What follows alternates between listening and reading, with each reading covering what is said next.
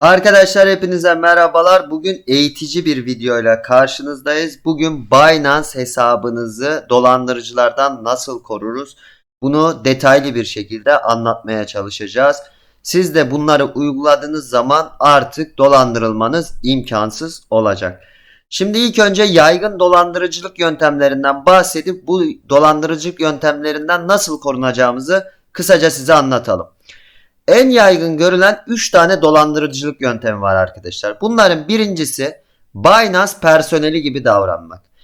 Herhangi bir Binance personeli size ne Telegram'dan ne mail olarak ya da herhangi bir yerden kesinlikle yardım için ilk mesajı, ilk maili atmaz arkadaşlar. Bunu unutmayın.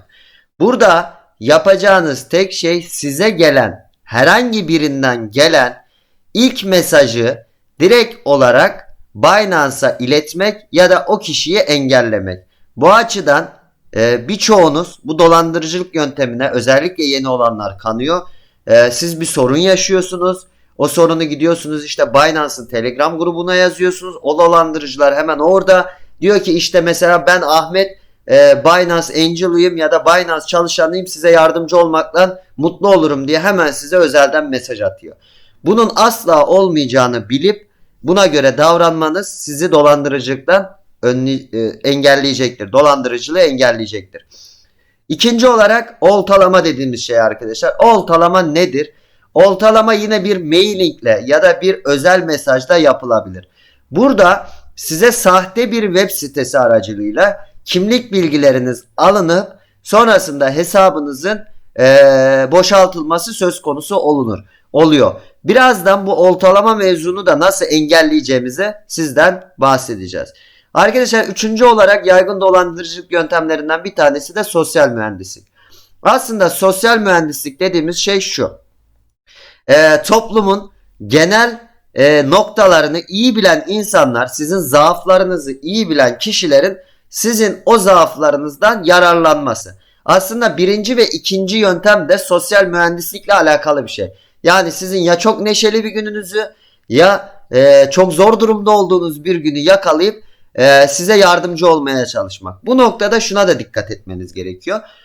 Diyelim ki bizim Telegram grubumuzdan, başkasının Telegram grubundan, hiç önemli değil. Çok yardımsever bir arkadaş var. Böyle uzun süre duruyor bunlar arkadaşlar bu gruplarda. Herkes zannediyor ki o grupta bu arkadaş çok yardımsever. Halbuki onun hain planları oluyor. Tabii ki herkes için söz konusu değil. Bu arkadaşlara siz de güvendiğiniz için sonrasında bunlar size özel mesaj yoluyla bu zor durumlarınızda yakalayıp yine bir ya da ikinci yöntemdeki teknikleri uygulayarak sizi dolandırıyor. Buna da sakın kanmayın. Dediğim gibi size özelden gelen mesajları kesinlikle cevaplamayın.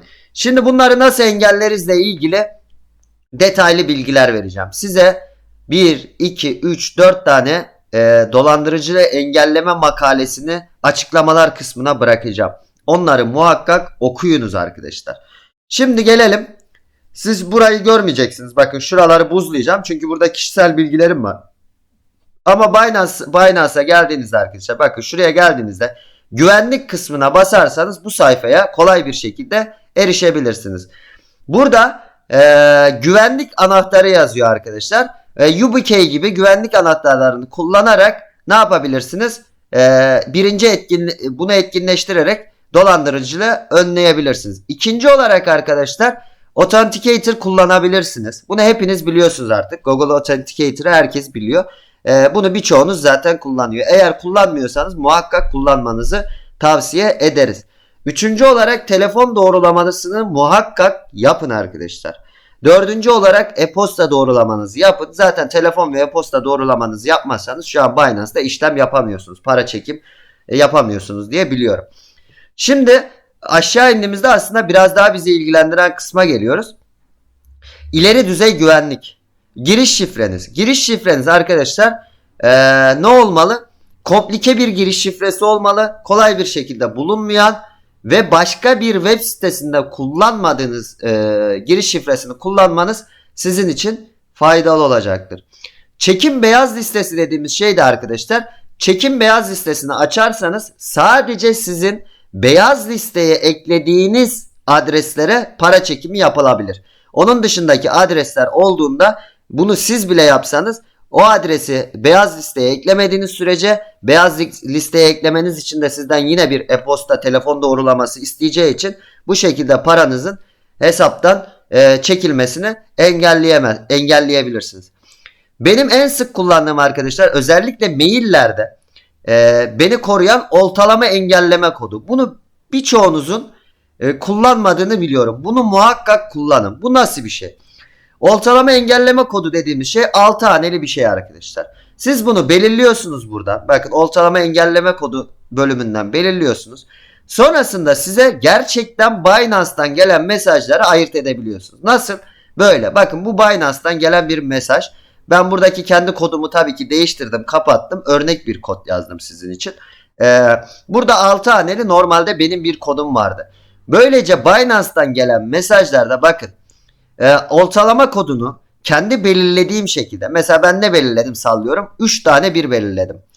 Şu an 3 tane 1'i gördüğümde diyorum ki evet bu benim belirlediğim kod, o zaman bu gerçekten Binance'dan gelen bir mail deyip ne yapıyorum, bu mailin garanti olmasını yani bir dolandırıcılık olmadığını çok kolay bir şekilde görüyorum.